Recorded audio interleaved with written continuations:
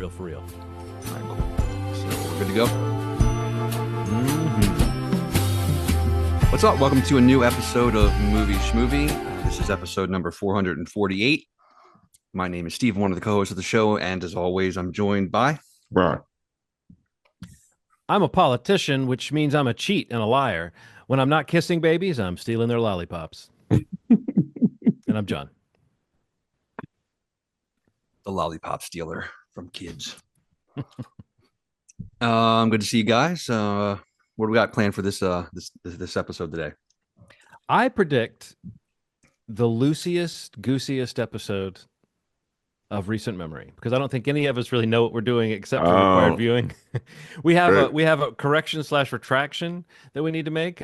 We have a required viewing. There was a trailer we wanted to talk about. I don't know what else there is. I just feel like this is you came to this one for the vibe, folks, and also to find out what we thought of classic. I was calling this an action movie, but it's not. It's more of like an espionage thriller. Yeah.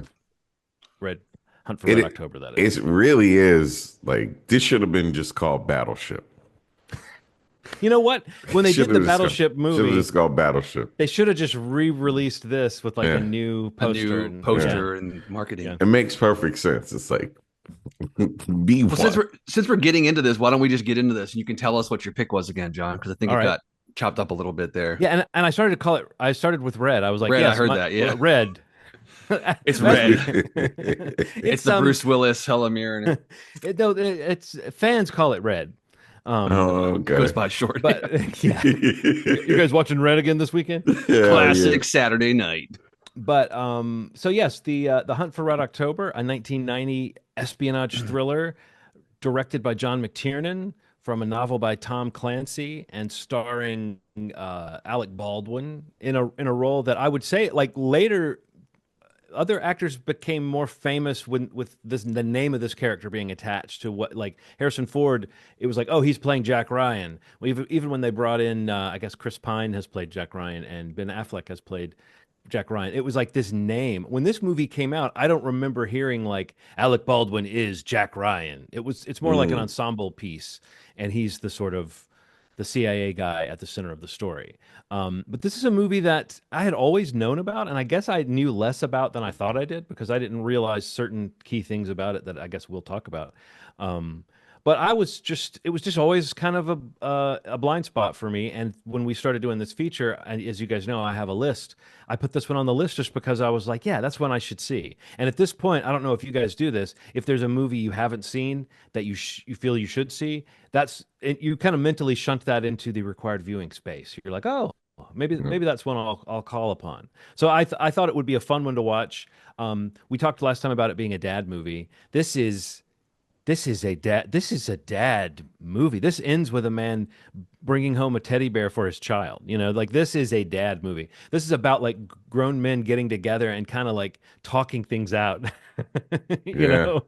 So I don't know. This is like the ultimate dad movie. So if I thought about it, I might have saved this for something around Father's Day or something. But at any rate, I was glad to finally sit down and watch it. It looked good to me. It's one of those big movies. I felt a similar feeling, not necessarily exactly in terms of style, but you may recall when I, for this show, watched Terminator 2 for the first time. And I came back basically saying like, oh, Jimmy Cameron, he knows how to put together a movie. And I'm going to say this, I'm going to put together this bold statement right now. John McTiernan in 1990 was kind of cooking. And this is like it's a well-made, like, yeah, man. It's a slow burn. I mean, that's another thing I didn't quite realize, is how long it was going to take to get the players into place. So yeah, I guess I'm going to throw it to you guys. There's not a whole lot to say about the story to this without getting into what some of the twists and turns are, and I think we might talk about some of that. But Ronald, I believe you'd said you hadn't seen this movie in quite a long time when I pulled it up. So yeah, what was it like for you to go back to it, or did you find maybe you didn't know it as well as you thought you did? Only clips, honestly. Like I'd only seen clips, I realized. But I mean, the cast is insane. I mean, Stellan Skarsgård, Tim Curry, Courtney B. Vance, Jeffrey Jones, Sam Neill. It's crazy. Like Scott Glenn, James Earl Jones. It Yeah. is. It's like it's crazy. The more people that pop up on screen, you're like, oh, that's I know that person. That person's very famous and probably led a movie that I love. You know, it's like or was a villain or something in a movie I love.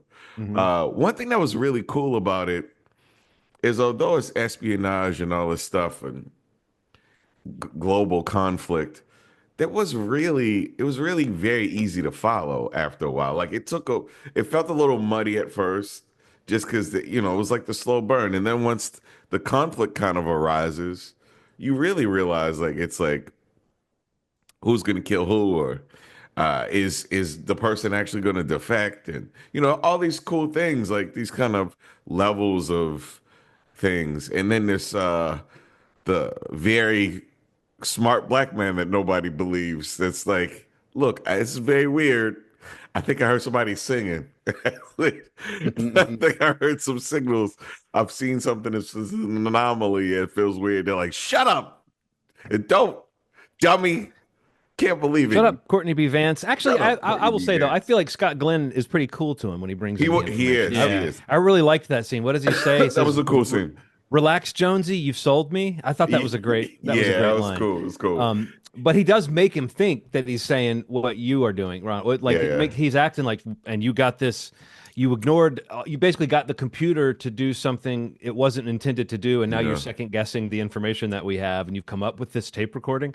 And he was actually kind of impressed. But no, Yeah. I just want to say, Courtney B. Vance was honestly like the biggest surprise in terms of the cast. I thought he was great in this, and I Yeah. actually Yeah, thought it it's was really like good. a cool character that didn't play. I mean, it wasn't what the stereotypical character you might expect when you see the sole black man in a film like Yeah, this, yeah. or what the only one on the sub. I guess James Earl Jones was lurking about, but he wasn't. He wasn't in the main thrust of the story.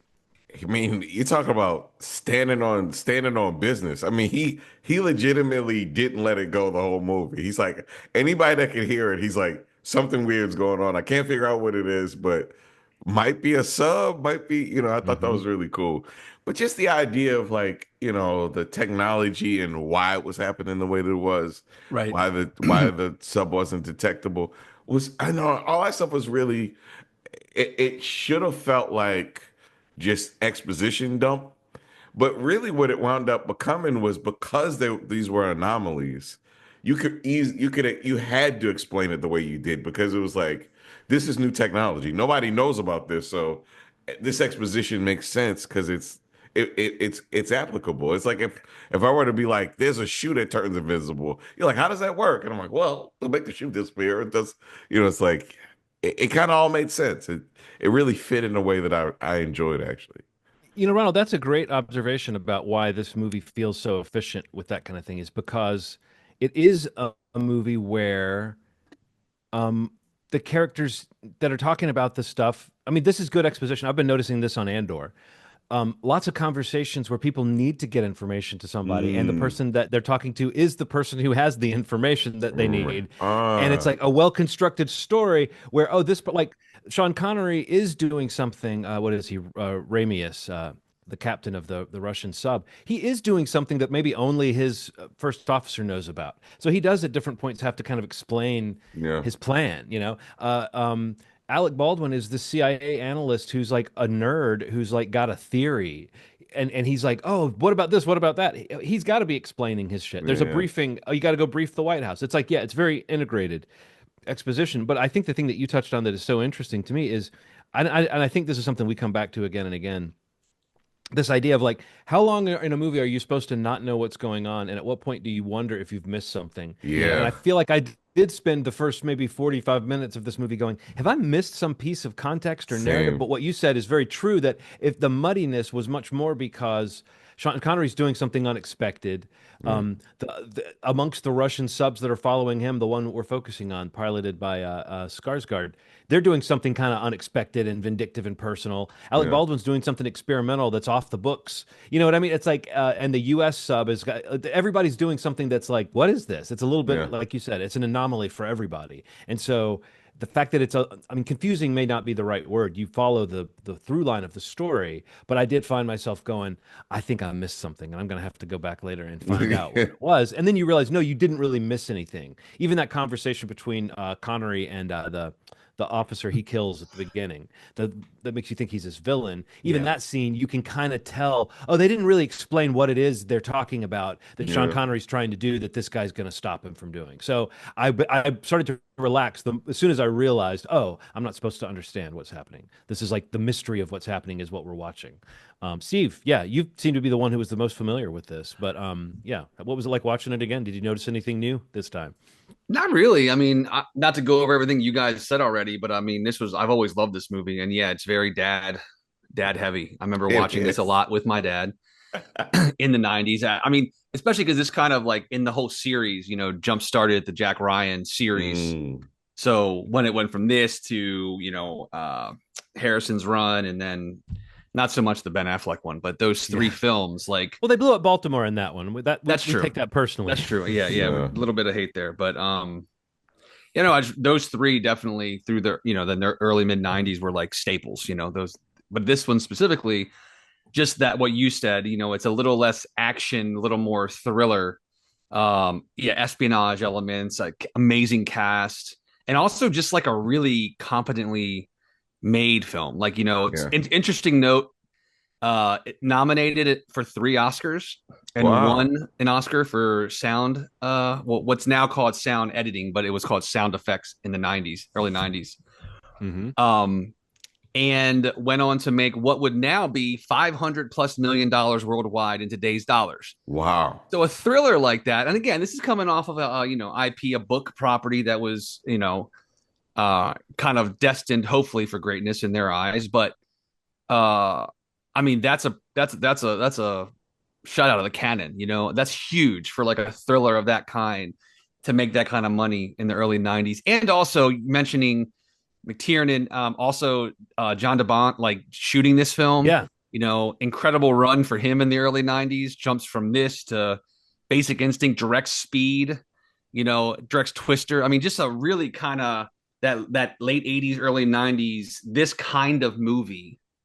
That a lot of those movies might be flagged a little bit as dad movies, but but they're hitting on multiple cylinders clearly when they make that much success at the box office, and also are critically acclaimed. A movie getting nominated for Oscars in the technical categories, but also launching a run for a character that still is on TV today. Like is still enduring, but this was the start of it. So it's kind of cool to go back and watch, in some ways, how it different this iteration in the initial introduction to Jack Ryan is. But yeah, comparing it against the recent Prime Video series, which I think I've only really watched part of the first season of.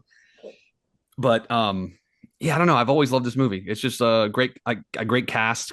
I really appreciate kind of, Ronald, I think you said it earlier, like, you can follow it. I mean, it's not complicated at all. Right, even though there's a moment where there's a few moments where you're like, am I missing something? But that's almost, it's, intentional, I guess, in ways. But yeah, I don't know. Yeah, just coming back to it was a lot of fun. I mean, I haven't watched it in a little while. I feel like my buddy that I work with, we were talking about this group of movies. Like if you were to make a playlist of movies that you'd group around something like The Hunt for, these were blind spots, we were talking about it. I think it was a blind spot for him, or one of the films in that series was, but I only had really discussed it recently. Haven't watched it in a while. But yeah, I'm a big fan, man. I really liked coming back to this, and it kind of makes me want to go back and watch, I guess, Patriot Games and Clear and Present Danger again. Yeah, I had the same thought of like, now I remember this kind of, and I remember Patriot Games being more action, but still kind of an adult thriller kind totally of thing, a thriller, more so than like a like when we say action movie from that era, you picture something a little more like pulpy or fast paced or bombastic or something than this. Yeah. So this is something different. I also think it's just noteworthy. Maybe the most normal that Jeffrey Jones has ever been on screen. I was going to say, and also coming up Tim multiple Curry, times on the pod. Tim Curry, right? This is my second in a row? You did Howard the Duck, and we had Jeffrey Jones for that. Ronald did that one. But also Tim Curry maybe playing the most tamped down normal character he's ever played on screen as well. So it's Sure, like sure. it's interesting how much like this is just a like a yeah, it's just it's kind of it's got that spy movie thing. There's lots of conversations and there's a lot of mechanics that are required to get him onto one submarine so that he can then get onto another thing so he can Right, get onto this other submarine so that right. you can have the face-to-face interaction between Jack Ryan and Ramius, which is kind of what you're looking for in a movie like this. And I do think people still do this, but I think in this era, you really did sometimes. It was more common maybe to build a movie towards the moment when the two main actors are in a scene together. You know, Yeah. it feels like kind of a thing to do, but like also just a story to have that feeling of like you're waiting for, Unforgiven. You're waiting for Gene Hackman and Clint Eastwood to be Oh, kind of on totally. screen together. And I think in this one, even though Jack Ryan is there's still you feel him kind of sketching out the character in this. In some ways, it's a shame Alec Baldwin couldn't come back to the role, which was what he wanted. Yeah. Um, but there was a conflict. Uh, he says it's because he was doing Streetcar Named Desire on Broadway and it was a conflict. Yeah. It sounds like the production was like wanting to get rid of him because they wanted Harrison Ford in the first place. Um, and Harrison Ford, I think, was fine as he would be with a script people might like. Okay, I'll do it. I don't think he had particular concerns about taking over the franchise, but I do think it's a thing where Alec Baldwin talks about it like he couldn't come back and it was a shame. And then the production talks about it like, oh, that was sort of their springboard towards getting Harrison Ford, who they Oh, had wanted. yeah, man. But when Alec Baldwin was gone, that I think John McTiernan didn't want to do it without him, and that's Oh, where you ended really? up with Philip Noyce. Yeah, I mean, this is me I didn't know that. paraphrasing a little bit of light research. So, but it was just kind of interesting how much I was like, oh yeah, this at this point, like it was only a couple years later that Patriot Games came out, so this was like a regular franchise that was rolling at this point, the Jack Ryan Yeah. franchise. Yeah, 2 years. So 90, 92, 94, and all of them basically made $500 million. Yeah, Like, Jesus. so that's a pretty, I think Clear and Present Danger may have ended up making the most worldwide, yeah. but I mean that's nothing. I mean that's amazing consistency, and I think that some of the screenwriters through the first three were the same, but uh yeah, thinking about just that franchise in the early '90s, it's just like, yeah, that was a pretty incredible run. And also Hmm. just and think of Harrison Ford's career, the Yeah, franchises right. that he Another has one, right. associations with. Like, what a lucky bastard. Hmm. It's like, even if you dip down into the Jack Ryan of it all, it's like he's also Jack Ryan. Well, what's funny is Jack Ryan becomes president or acting president at one point in one of the books. Right. But Harrison Ford did not do that. They didn't do that book with him. I think they maybe were going to. And then at the point when they finally did another Jack Ryan movie, I'll switch to my other background image just because I thought this one was good. Um, yeah, there we go. Just one of the guys. This is what it's like in America now. The fact that it was like by the time they would have maybe done one with like an older Jack Ryan, but by the time they were doing the one that Ben Affleck did, it wasn't even really like Harrison Ford wasn't really in the talks, I don't think, to do Right. it. But there Right. was, I don't know if you remember, there was like the plan was for him to come back and do it again for a long time. And then it just kind of fell off. That's It was one right. of those movies that went into development and too many screenwriters or something. But no, it's an interesting thing when you look at it that way, that like they were ready to make a sequel to this film. Like Patriot Games is and it's interesting too. It mirrors I know this is a strange comparison, but if you look at the Pink Panther movies, in the first Pink Panther movie, Inspector Clouseau is a character. Maybe he's the breakout character, but he is a character. It's not an Inspector Clouseau film. Right. After that, the sequels were all Inspector Clouseau films, and I think you can look at this and say, like, this doesn't feel like Jack Ryan in The Totally. Hunt for Red October, but the next movie, Patriot Games, is much more of a Jack Ryan in Patriot Games kind of thing. Absolutely agree. No, it's a good observation. That's the one way that this is like the Pink Panther franchise. Mm. No, I love seeing Sam Neill. I loved seeing all those actors you named, Ronald. But I do think Courtney B. Vance was the one where I had to go. Is that because I was like, oh, is how old is he in this? And then how old Right. is Courtney B. Vance? Because he doesn't look that old now. But he's always been good, right? I mean, he's one of those guys Yeah. that I don't know. I'm always happy to see him pop up. But this was a really cool part, and I feel like he was doing something a little different. Like he was playing what you were saying, Ronald. There was an insistence to him, the way he was very reasoned and very. It's like he was, you know what he was doing to me? It felt refreshing. Normally, you watch a movie like this from this era, and if there's one black man on the submarine, he's got like a Walkman and he's like roller skating backwards Yeah. and shit like that. And it felt like this character was defying that stereotypical kind of thing, and it really made him feel more interesting right from the start. The fact Yeah. that he's like, just they're not doing that at all with that character. They're not using him for comic relief. They're not using him for any of that kind of cheap shit. So, but yeah, I'm glad to have seen this. This was Me too. I wish Good watch. I I wish I both want to see the alternate dimension where we got. Well, actually, I guess we did get Harrison Ford as the president. We could just I was imagine gonna Air say, Force One. I Just thought you were imagine that's a setting. Jack I thought Ryan you were movie. setting that up for that. No, honestly, I was thinking that, but didn't have the thought fully formed. But in a way, you can just go to that movie and like pretend every time they say whatever his character's name is that they're saying President Jack Ryan. There you go. But I wonder how Alec Baldwin feels about that. Like, he never really had a big action franchise or like that kind of franchise, did he? Like Alec Baldwin's been in a lot of. I mean, I guess Mission Impossible, but he's not the marquee. He's a part of the ensemble for sure on that. So. Yeah, I don't think he's got that franchise. It's just kind of interesting to say that like this might have been if he had done 3 or 4 of these, there might be a different view we have of Alec Baldwin than we did. Yeah, yeah, exactly. If he had gotten to do the 3, or at least in the in that timeline of 4 years, that would have been pretty. Yeah, that would have been that. I don't. Yeah, because he doesn't have that. He would. That would have been his role, or something he would. I mean, there are tons of other acting credits that he has where he's great in the movies, but like that's a franchise, which and he doesn't have that.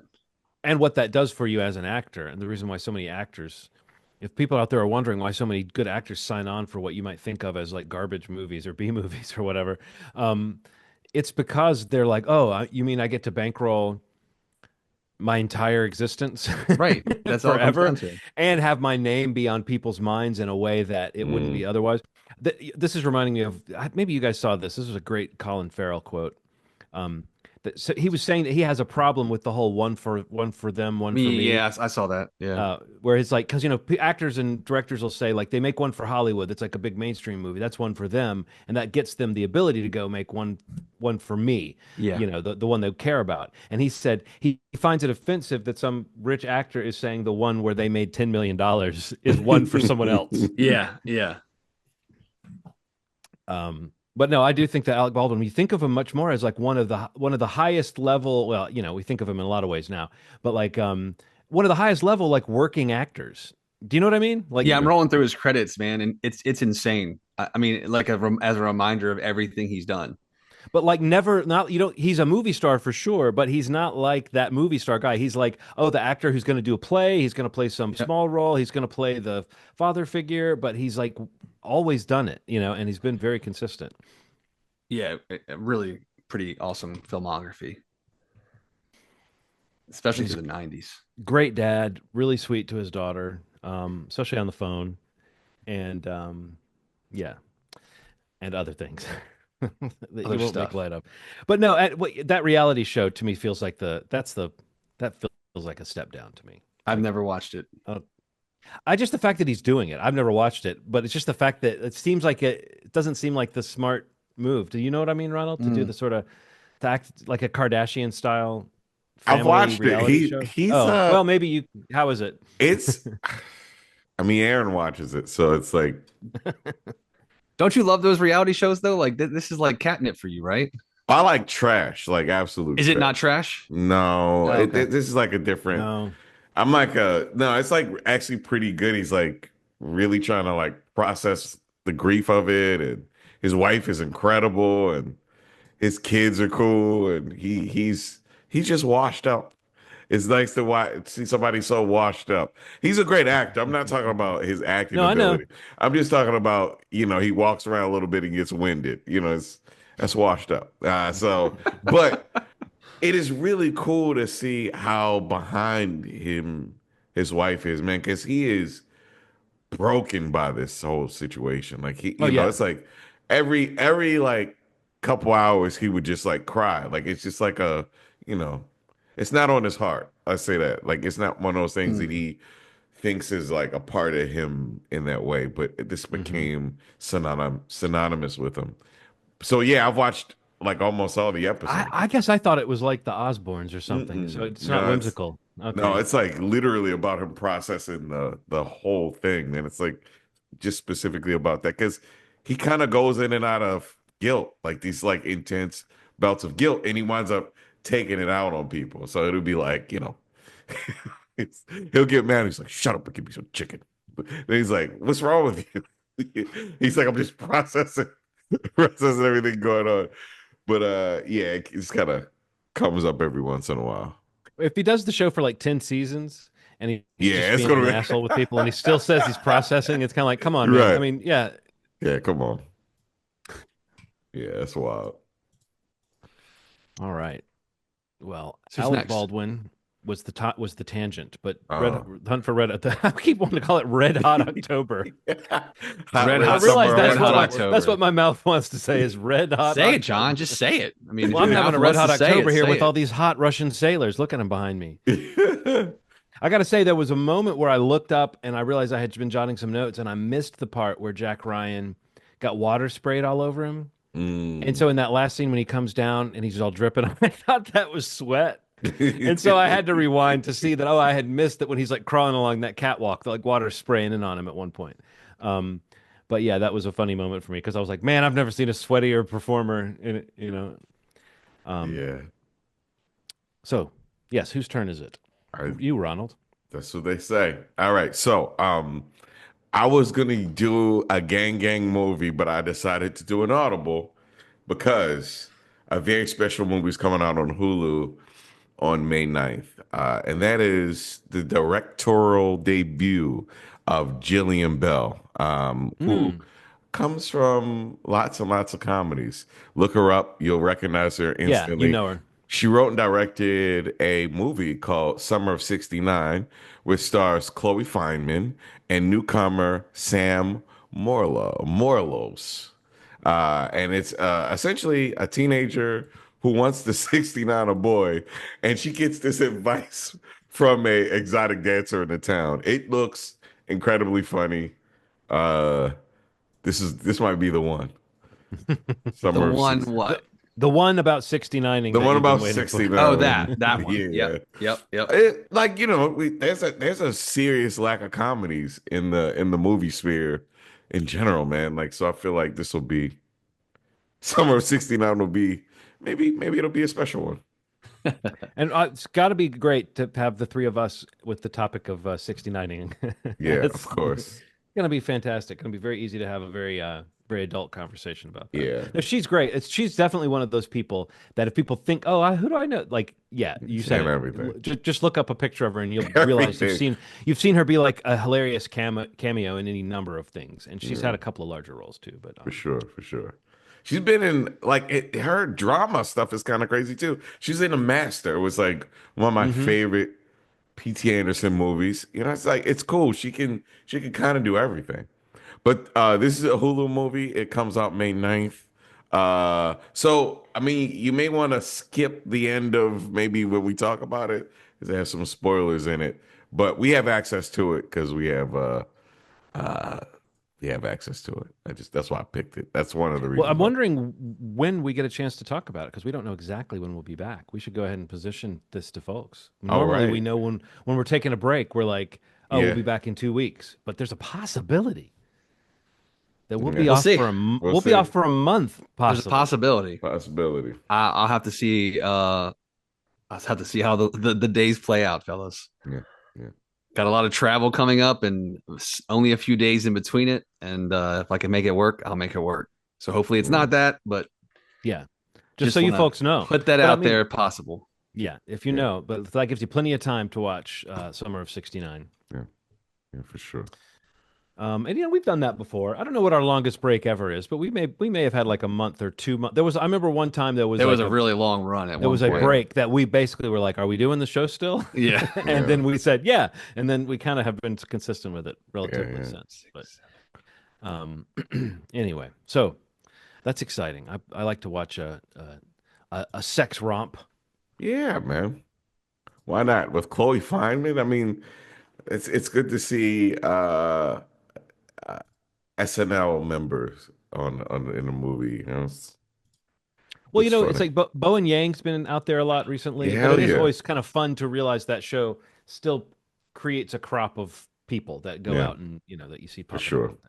So, You know um, what seems to pop up? The shine on the top of my head, man. It's fucking crazy. I'm like, I got a little nosy shine going on, yeah. or shiny nose might have been a better way to put that. Yeah, my words are not with me tonight. I gotta say Word good, this John. word good. That's what they call me downtown. We're Johnny Word. good. Johnny. Here Johnny comes word Johnny good. Word Johnny good. Word good. No, this is a long week, following a long week, and I'm at that point in the week Mm, where I'm dazzled by every time I get one of those things done yeah, that's on the list, I'm yeah, for dazzled sure. by it. There's something else slotting right into place to follow it. So it's just, Yeah. so it's like I look forward to maybe sleeping in this weekend, maybe Saturday. Maybe I could sleep in on Saturday. That'll be great. I had to take off Monday, man. I woke up and it felt like it was 11 p.m. I was like, I'm like, what the fuck is wrong with me? I'm like, I was up the normal time, 5 a.m. I'm like, it feels like I didn't get any sleep. Damn. Ugh. Yeah, I was rough. So I just kind of rested that day and You ever yeah. done like a sleep study? I'm curious about how many times I actually wake up Oh, during the night. I have sleep apnea. I know that for sure. I need to get a CPAP probably. I'm working on that, I think. When I heard someone say like something like they went to get a sleep study and they found out they woke up like 87 times in the night or Yes. something, that I was just like, oh, wait a minute. How many times have I woken up not just unrested, but with Yeah. lots of memories of like tugging the blanket up over my shoulder or Yeah. Yeah, noticing the lamp man. was still on or whatever. And it's like, wait, I don't really clock that. But each one of those times I open my eyes or notice something, I'm Yeah. waking up. And then I think, wait, that can't be good. You're supposed to get at least 3 or 4 hours or 5 hours of uninterrupted sleep if you Yeah. can. Yeah. And I definitely don't. I almost never get that. And if I do get 6 or 7 hours sleep, I wake up. I feel like kind of like what you said. I feel like I'm drugged. I'm like, who shot me with a dart? I think I got enough sleep. I think that's Yeah. what's throwing me off today. Just feel whooped, man. I felt whooped. I had to take the day off. I was like, there's no way I'm going into work like this. Like I would have just slept at my desk, which would have been nuts. Well, you're supposed to have a day every now and then. Yeah, man. You get to catch your breath. Well, so we do have a slight retraction, kind of a fun little retraction, only because we went so full blazing into a topic last time Oh yes. that we just we were wrong about. So, Steve, maybe you can explain the Yeah. confusion and maybe lead us into this cool trailer that No, that we have. the only reason that I came to correct myself was that I'm it's like week after week we have the I guess the fortune to be excited about two horror properties. Last week we were talking again about Sinners, and I swore, and I think I tried to find the tweet that like made me even more wrong, but basically that there was a correlation between Jordan Peele, Monkey Paw, and trying to get involved, or that they were a part of the bidding war for Sinners, but it was not the one that I thought. It was not the one that was tied to him letting go of his management for losing. Mm. So that was for Zach Kreger's Weapons, the writer director of Barbarian. When he took out his next feature, that is the one that had like a massive bidding war, and that's the one that Monkey Paw lost, and Jordan Peele fired his longtime manager, and that was as much of a news item as the fact of who won the bidding war for Weapons. Yeah, And then going back and finding articles about it, was like it's crazy. um just the excitement around Zach Kreger's next film after kind of like not a little sensation, a sensation that Barbarian was. hmm um to the point that Weapons is attracting bigger names, bigger budgets, bigger bidding options, and it's just like talked about before this week, even before a poster or the trailer dropped, as this like kind of horror epic in the line of like a Magnolia kind of hmm thing, is what a Mm. lot of the things are kind of refer to it as. But yes, Jordan Peele lost out on Weapons, fired his manager, and you know, Kragers went on to make this movie. And this week we got the first poster. We got some teaser stuff over the last week, but the poster finally came out, and then the first trailer came out. And man, this looks so good. It looks Hmm. so good. I mean, just like I love the poster so much. Like the more as I was sending it around to my friends, I was like, the more I saw it in my text chains, I was like, I love that kind of poster that uses like the negative space in the image to tell you Hmm. everything you need to know about the movie.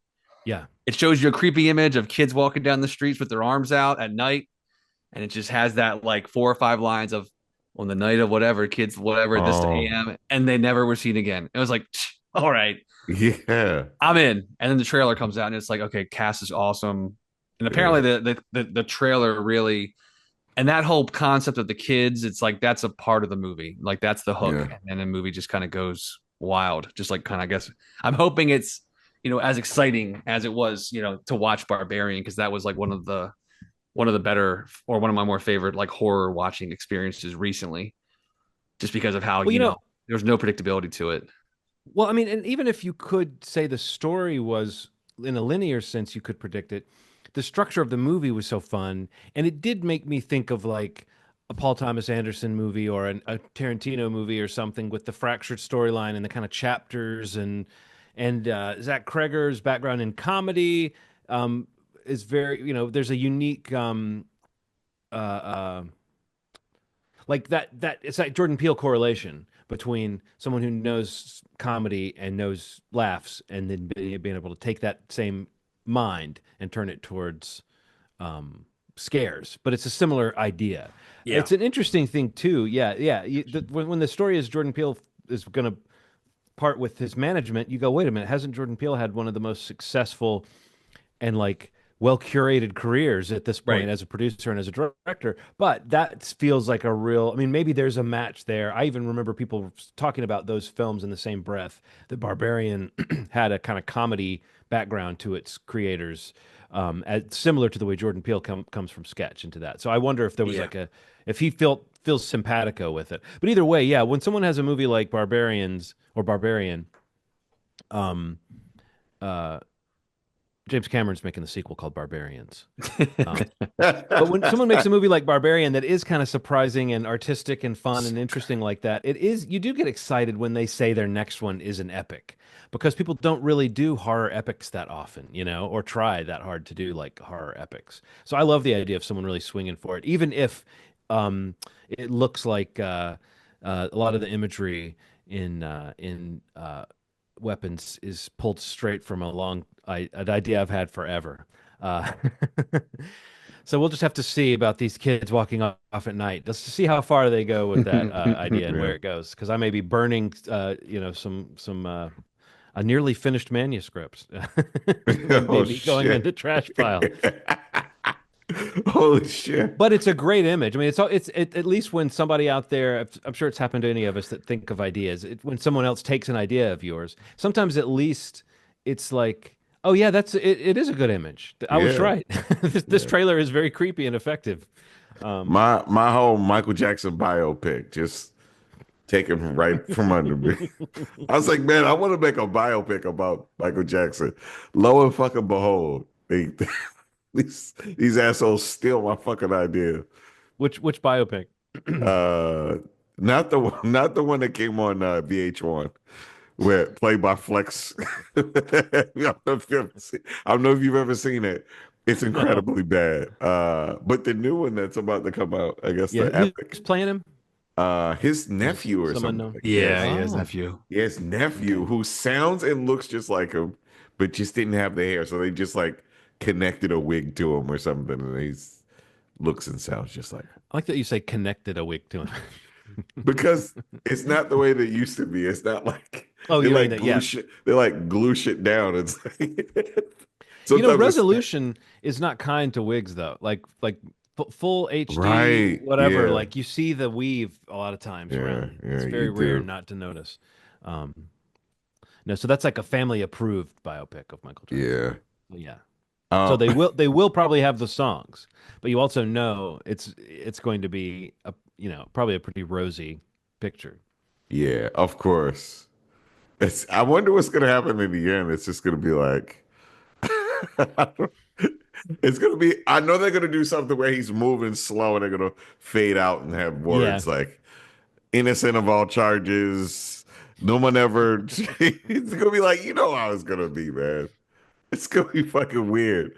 But I can't wait to see it. You think they're gonna split it up? You think they're gonna split it in two like they said they were going to? Oh, That's I have no apparently the idea. rumor. That's apparently Yeah, the rumor of it because they're redoing some stuff with it. yeah. Rumor has it because they're supposed to fucking what's the name? They're supposed to like they apparently they took out a whole chunk that was like offensive to them. Speaking of offensive, it bothers me that Prince Netflix documentary is never coming out. Yeah, same. It has to. Somebody has to change their mind about this shit.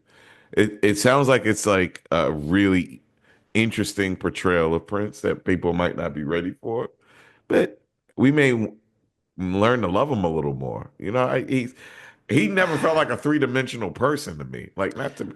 No, you don't know anything about I him. don't know It's nothing almost about it's this man. almost hard to picture him. It's so much so that when you see an interview of him just kind of speaking extemporaneously about something, Yeah, you go, "Oh yeah, I guess he did do that." Like, "Oh, he went on the Ellen show or what?" Like, yeah, I guess I forget that he did speak publicly and say like talk about television shows he was watching or a sandwich he ate or something like. But yeah, I just have to me he's like an alien being.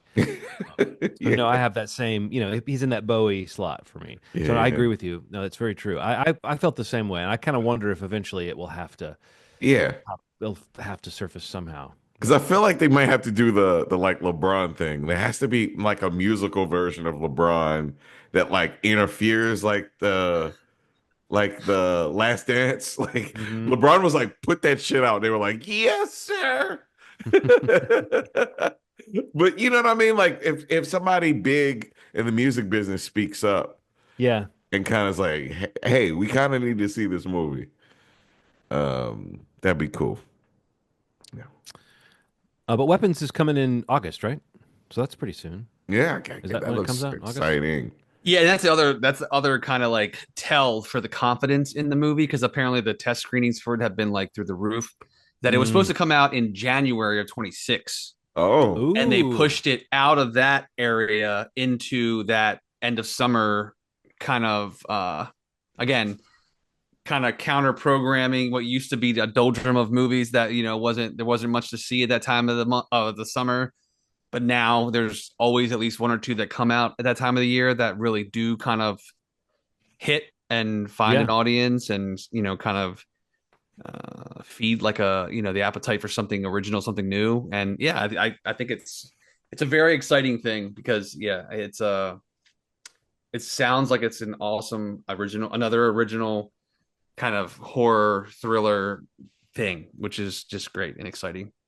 yeah. Yeah. I'm Um, Cool. excited for that. And I guess it did seem like, oh, that's sooner than I thought, but I had not remembered that I had probably heard that it yeah, was that coming January out is later. when it's coming.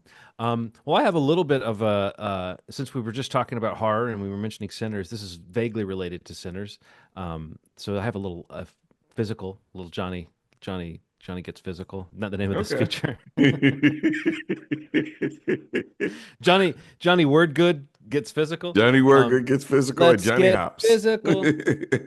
So yeah, I just there's something I wanted to mention last week and I forgot to, so now I can do it as just a little breakout section, just because there was one thing about Sinners that I do see people mentioning, but people aren't talking about it that much because they're not in the movie that much. But I think it's cool the way they're not in the movie that much. It's almost like its own kind of commentary that they're not. That the indigenous people in the film Oh are man. basically they're there. They seem to know all about what's happening with the Yeah. vampire. They try to be useful, but they're really not trying to get involved. And they Yeah. just are like, it's the sun's going down. Let's get the fuck out of here. Right. Yeah. But if you had the thought of, are these like Native American vampire hunters, or what do they know about the vampires? How do they relate to this? If Yeah. you're wishing that movie could have given you more of that, an author who I think I've recommended on the show before, the Blackfeet author Stephen Graham Jones, has a new book that I'm just about 50 pages into, and I'm loving it. It's called Buffalo Hunter Hunter, Oh. Oh and wow.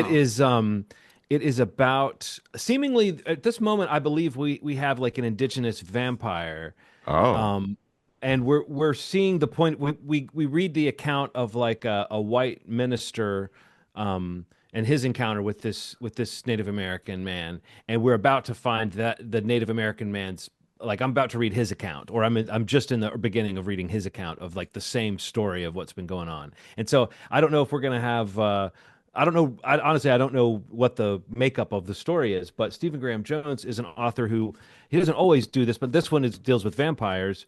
Um, he does a lot of like his own take on genre stuff. Like he had a book called Mongrels that was about werewolves, but it was a very unusual take on werewolves that got totally into like the lore and the mythology and the way it works, like his envisioning of it. So in this story, I'm expecting there to be a fresh take on vampires. But really, what's great about Stephen Graham Jones is just he always it's a very similar thing to what we've been saying about Ryan Coogler or Jordan Peele. He just Mm. infuses that perspective of an indigenous person, but without skimping on the genre thrills and spills. But there's undoubtedly, not symbols exactly.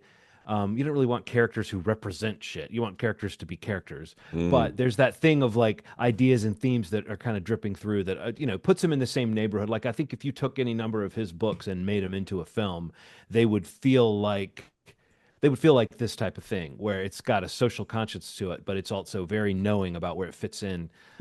in That's horror. cool. And yeah, he's a very prolific author. This book's getting great reviews. Like I said, I'm only about ankle deep in it at this point, but really, really great writer, really good book. And also, you gotta love when they do Oh, the that's cool. colored pages on the side. I mean, come on. But yeah, Stephen Graham Jones, Buffalo Hunter Hunter. Cool. And if you're his best book, in my opinion, that I've read is the Only Good Indians, and I think that's the one I may have recommended on the show Yeah, a long that time sounds ago. familiar. It's a really great book, and it's only my favorite because it's amazing, But his other ones I've read have all been great too. So That's awesome. What else? Anybody else watch anything? I mean, it's been a dry week for me. I haven't really seen much at all. Gareth Evans. Oh, you saw Havoc.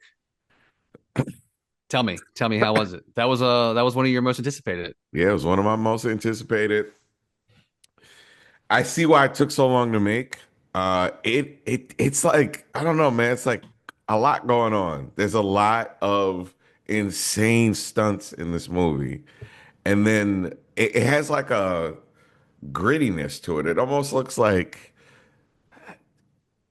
what's the name of that movie?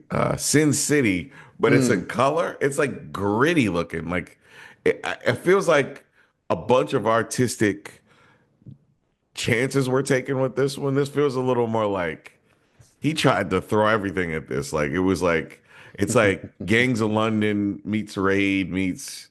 yeah. Yeah, it's crazy, man. I don't know if I've ever seen so many people shake from bullets riddling their body. It's, Yeah.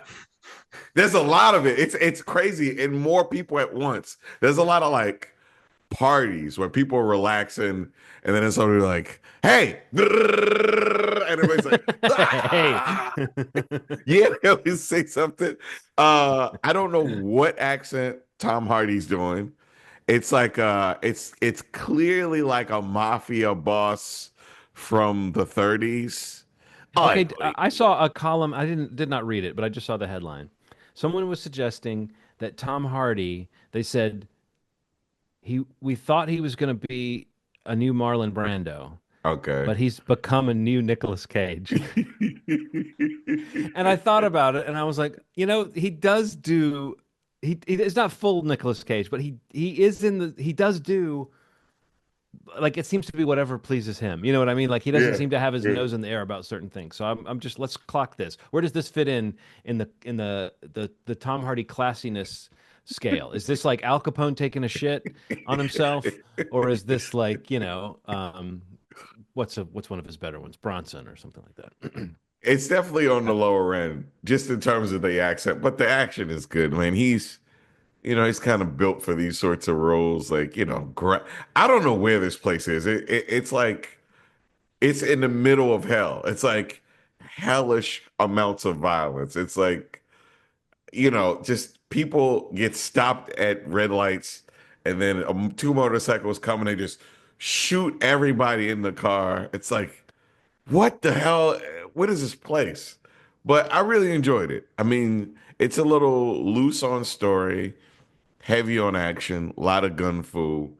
But then what it does make me realize is that John Wick really took the genre and polished it in a very specific way. Like where this tries to do a kind of chaos that doesn't care about how much you care about how many people are dying at one time. Yeah.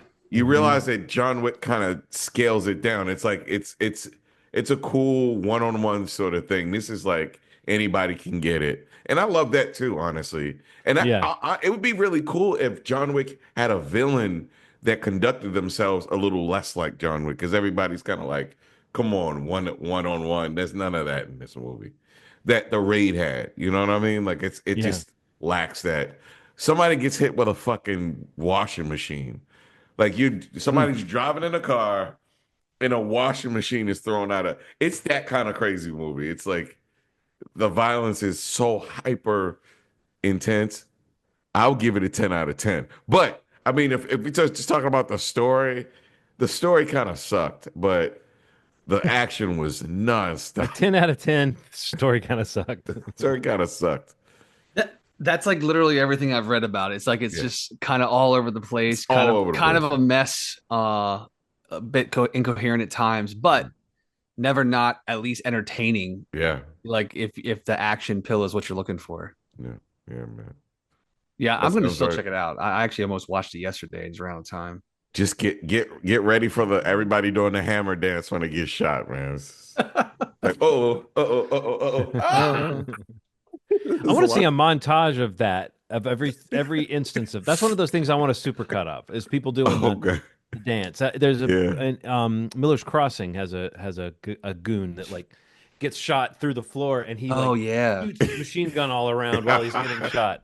Um, the I'll just mention a couple things I've been watching just because I've been watching some good television. Righteous Gemstones is getting Oh, closer and so closer to good. the very end, and they gave us an episode this week that felt very much like the last episode before Thought the it was, finale man. Yeah. of a show. It's great So stuff. it's like that finale doesn't have a whole lot of story to deal with, and that makes Nikki and I were saying like we hope that they leave everybody in this relatively peaceful, happy place that we've left them in the end of this most recent episode. Yeah. But boy, did things get crazy. And it's like if you're going to bring in Michael Rooker, there's only a few things you're going to bring him in to do, and he did them all on this season of Righteous Gemstones. I also want to say if you are, we haven't talked much about it on the show, but this since I think we did in the first season, but Hacks has been back for a few weeks, Yeah. and the fifth, or no, the fourth episode that just aired was one of those.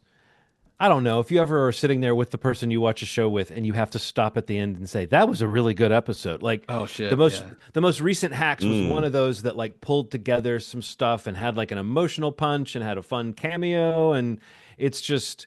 I don't want to, if you guys haven't been keeping up with the show, I don't want to say necessarily where it's going in the story, but this current season of the show, Jean Smart's character um, is basically she's become the first female host of a talk show of an 11:30 network talk show, which is crazy Hmm. that a show made in 2025 can use that as a plot point. That it's actually still true that there has not been a Mm. woman hosting an 11:30 talk show for a network. So that's the backbone of the story is that, and you can almost see how they're going to get into some fun Larry Sanders-ish sort of Hollywood satire with people coming on playing themselves.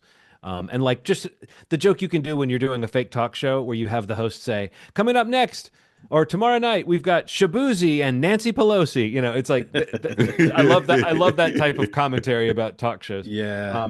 But where the show really works is that Hannah Einbinder and Gene Smart's chemistry and, characters that have to be at odds for the show to be interesting, but they have to be friends for there to be a show.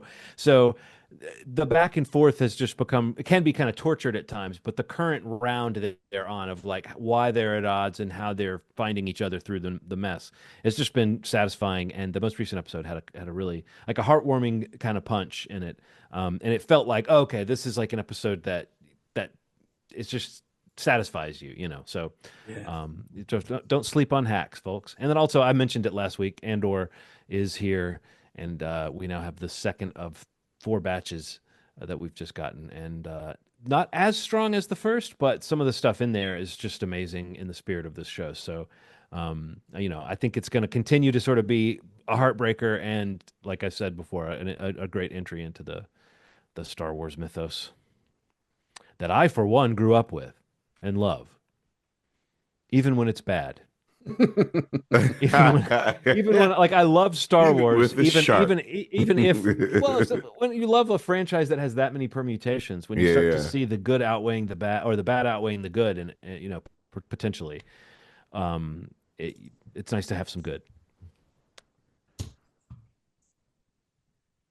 I'm trying to think. Anything else? I don't think I just I stayed up to date on the studio and your friends and neighbors. Really enjoying both of them. Again, yeah, and I didn't get to watch any movies this last week, which is really sad. Except for Yeah, Hunt for Red October. That was the priority. I don't think I Well, saw any. I will soon be seeing Thunderbolts. I'm excited. The word on that has Same. been strong. I guess, folks, if you look to us for that Marvel Schmarvel drip, it's going to be a little while maybe before we can talk about Thunderbolts. We'll have to see, but we will at some point talk about Thunderbolts on this show. Yeah, I'm excited. I'm I am excited. too. The word has been so good. Like, Yeah. and it's not the usual advanced word where you go, "Oh, these people, they're always going to say another hit from Marvel," But when people use specifics and talk about like the actual, like the things they liked, um, you can tell there's a little bit of a different tone. So Definitely. I'm very annoyed when people say it that movies are back, but maybe Ugh, movies are back. maybe they are. Maybe they are, man. Something's happening. Something's in the air.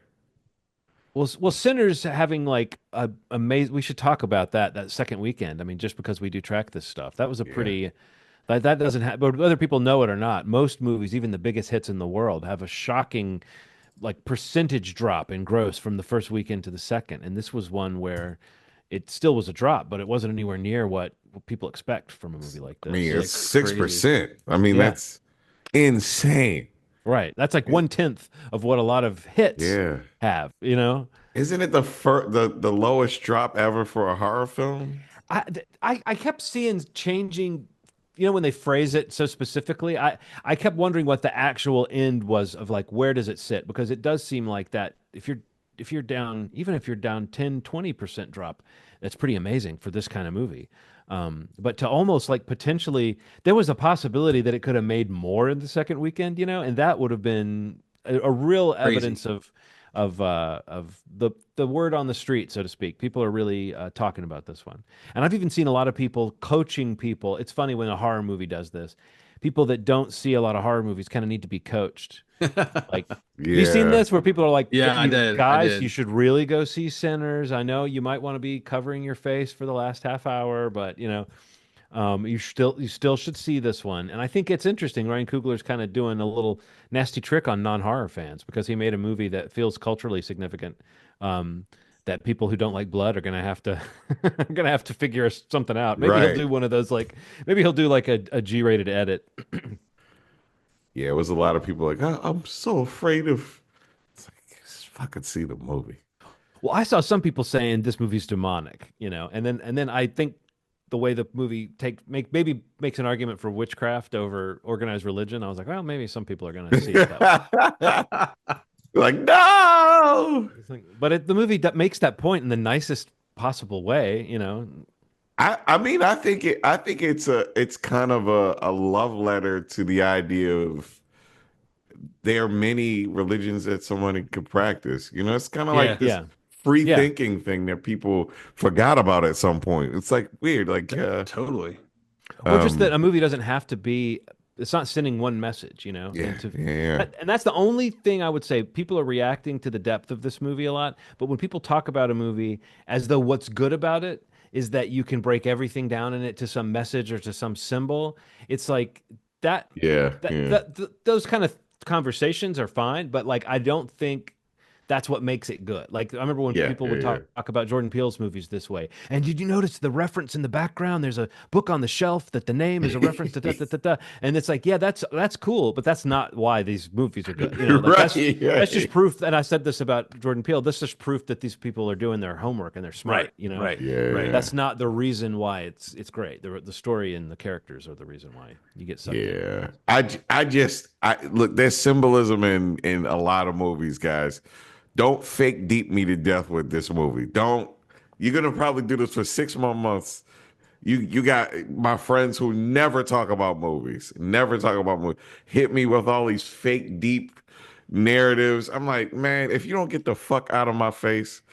I talk about symbolism and shit in movies all the time. And this one movie, that's incredible, by the way. Right. No, Comes and it's out, and it is that and deep. you're It is, fucking Neil yeah. deGrasse Tyson when you talk about it. You know all the science of film now, and oh yeah, so this is shot in 70. Shut up. Shut up. Shut the fuck up. I'm sick of you. Sick of you motherfuckers, man.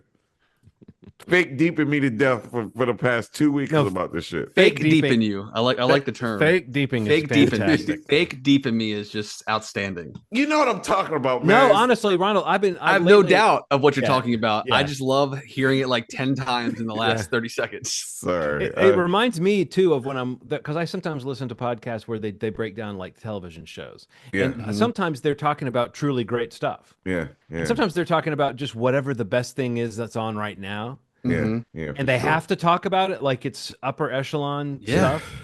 And they have to and that's why I've said on this show, I'm so glad we're not married to one property or one franchise or one studio, because we would inevitably be going, well, in this latest episode of, I don't know. Yeah. I should have had an example.